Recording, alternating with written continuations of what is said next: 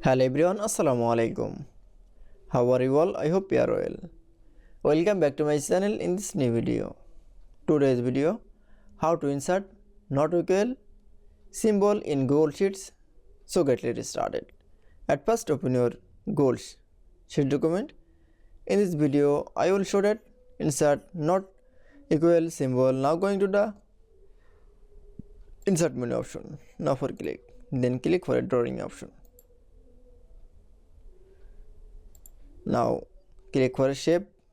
Now click for equation. Now select from a not equal. Now draw a not equal symbol.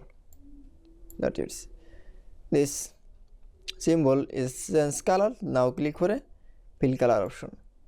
Then choose color. That is, now click for a save and close option.